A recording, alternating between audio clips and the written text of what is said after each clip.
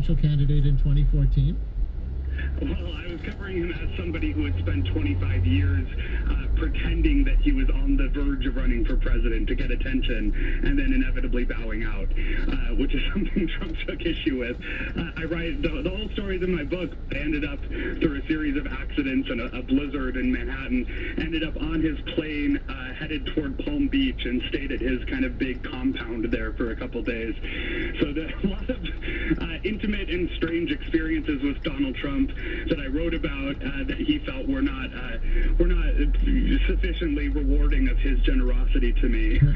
He tweeted, and you can read about the right. full blowback in my book. I was entertained to read that he tweeted, "You were a slime bag reporter and true garbage with no credibility." So I wonder, do you now have those tweets hanging on your wall as badges of honor? We, my publisher Little Brown actually put them on the Amazon page under the editorial reviews. I'm not joking. So I do see it as a sort of medal of honor. Yes. So last question: how surprised are you, having written that story in 2014, that he is actually running? Very surprised that he ran, that he's as committed to it as he is, and certainly surprised that he actually is doing as well. And I have to say, though, I also think he's surprised he's doing this well. You talk to some of the people in his orbit, and they'll tell you, he didn't exactly know what to expect when he actually got into the race. He kind of felt backed up against a wall because I was not the only one in the political world saying that he was that we shouldn't be taking his presidential prospects seriously anymore. He got in the race to prove us all wrong, and I think proved us wrong more than he even planned to. Well, so far, kinda. We'll see what happens tomorrow.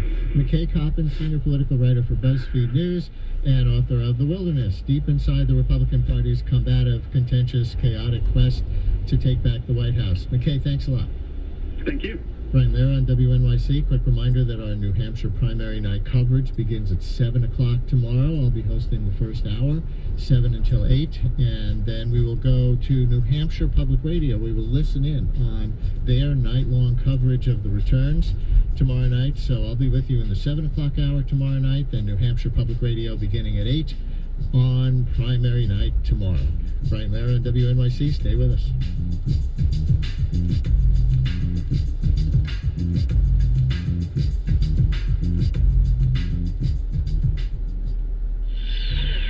Come see WNYC live on stage for 3 days at BAM. Radio Love Fest 2016 features Wait, Wait, Don't Tell Me, Death, Sex and Money, The Moth, selected shorts, and more. Plus, music and movies. Meet us in Brooklyn for Radio Love Fest, March 10th through 12th. Schedules and tickets at BAM.org.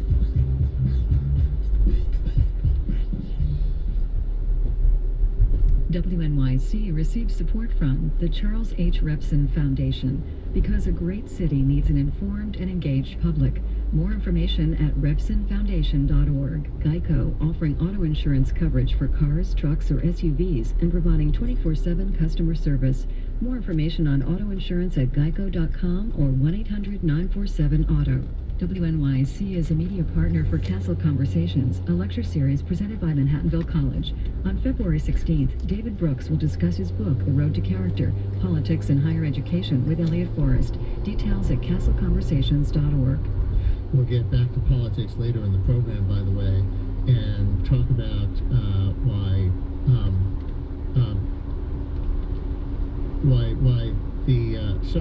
we'll talk about why the famous feminist Gloria Steinem, of all people, offended young women and had to apologize over the weekend for how she described their support of Bernie Sanders in sexist terms. So we'll talk about that a little later on. And today on the Leonard Lopate Show, hear about inadequate and abusive conditions in private prisons, particularly the ones holding non-U.S. citizens. Plus, celebrate our national parks with the director of the National Park Service and world-renowned mountain climber Conrad Anker. That's today at noon on WNYC.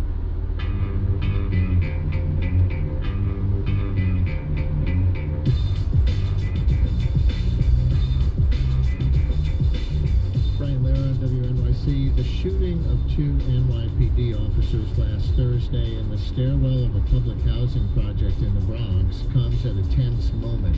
A jury is expected to start deliberating tomorrow in the murder case of Akai Gurley, an unarmed black man who was shot dead by a police officer in another public housing stairwell in November of 2014. These two cases highlight what seems to be one consistent fact. Stairwells in many public housing projects are disproportionately unsafe places. And since the death of Akai Gurley, residents say little has been done to actually improve conditions at the pink houses in East New York where Gurley was killed. So why not? And what ought to be done to make sure that nobody, whether they're unarmed residents or police officers on patrol, gets hurt in the stairwells? Here to discuss is Richard Aborn, president of the Citizens Crime Commission, an independent organization focused on criminal justice reform in New York City. Richard, welcome back to WNYC. Hi. Thank you, Brian. Always happy to be with you. And listeners, if you live in or frequently visit one of the city's 300 or so public housing units, what's the state of your stairwells? Are they safe? Excuse me, do you welcome these vertical patrols, as they're called, by NYPD officers, or do you want them to stop? Give us a call, 212-433-WNYC. So, Richard, at the Melrose houses in the Bronx, where a 23-year-old named Malik Chavez recently shot two cops before tragically turning the gun on himself. That's the Thursday incident. The stairwells, we read, were properly lit, unlike in the Akai Gurley incident, but there were cigarette butts and drug residue and empty beer bottles lying about.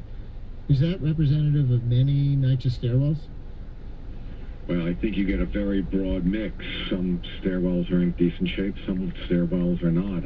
I can't say which is the predominant influence, but I can say, and history now shows this, that patrolling stairwells is obviously a very dangerous occupation for the cops. They have to do it.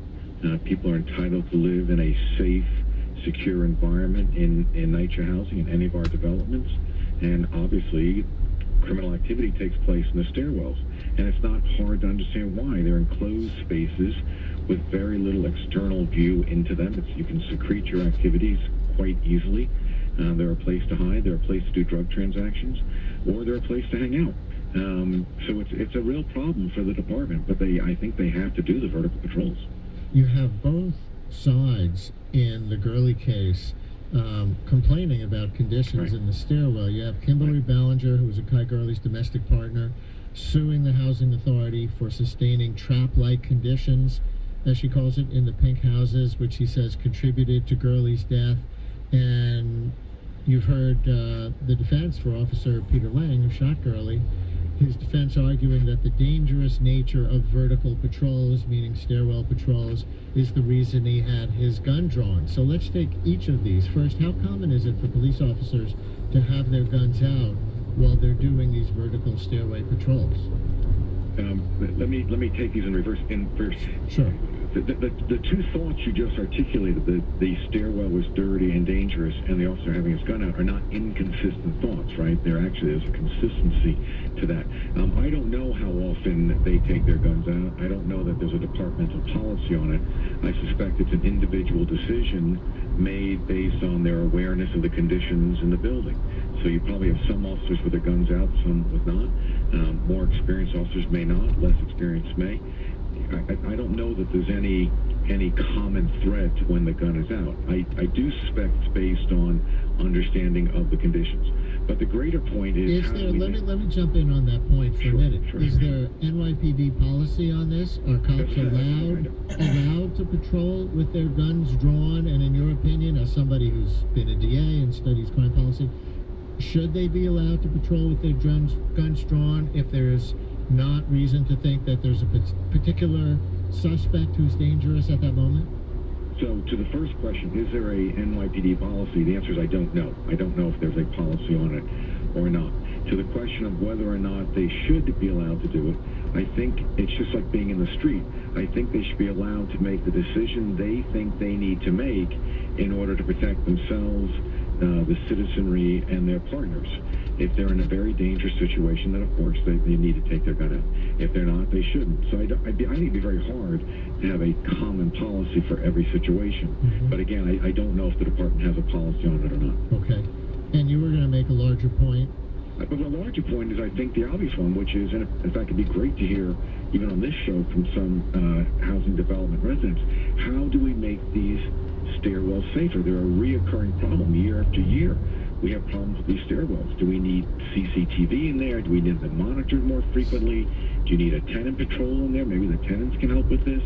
Do you need more frequent police patrol? I mean, there are lots of things that can be done, but clearly the basic things have to be done. The front doors to the building need to be secured.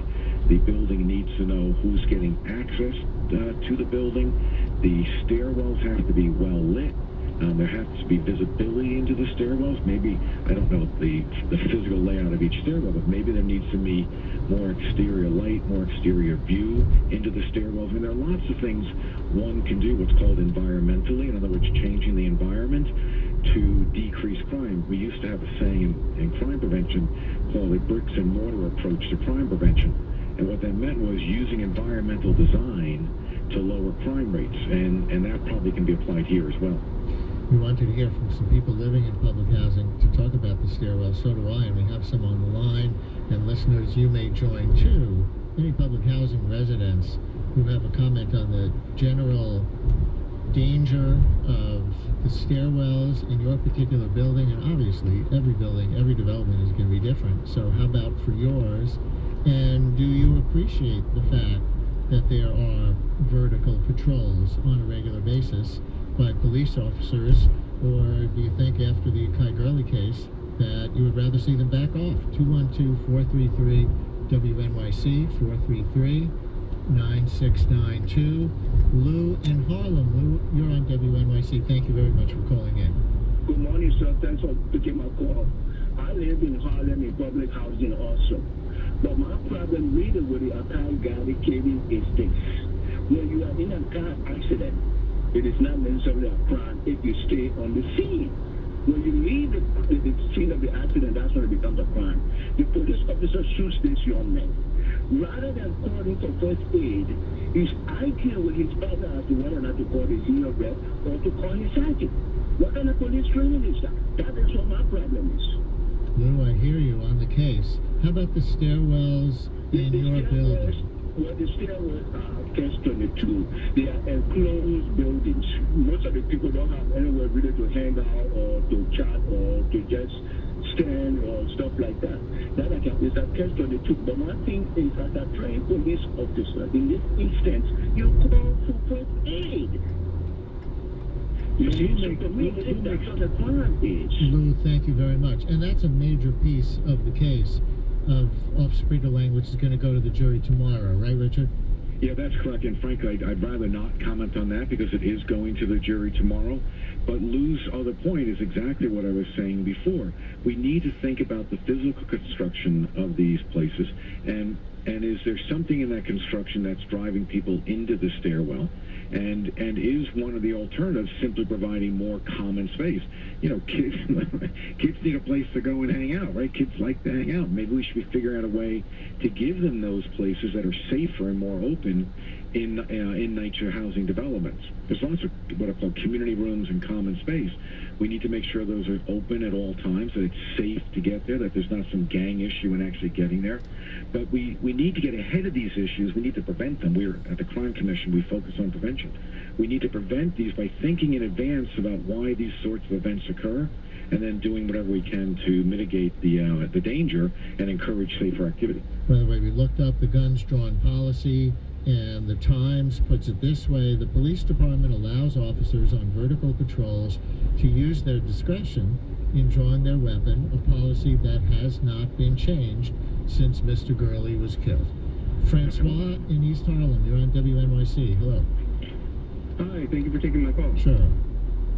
I'm calling with regards to a building that my mother actually lives in East Harlem, and I visit her from time to time, and I've noticed that in the past, about 2 years ago, I believe, there used to be a more there was a police presence involved where they would have, rookies in the hallways or whatever, just kind of looking over everything. And now when I came back, there's none of that. So under the de Blasio administration, it seems like all of those police patrol units have disappeared. There used to be cop cars on the corners and this and that. So I was wondering if your guest would have any kind of lead on why that is. Is it like a budget thing, or are they just kind of weaning back from a certain developments? So that's my question, because honestly, her staircase is full of feces, urine, and people dealing drugs. And I have seen it myself.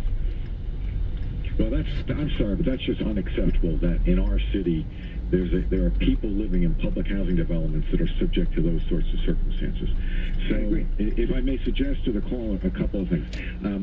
I don't know which building you're talking about, and police allocation depends on crime rates, so there may be some shift in the crime rates.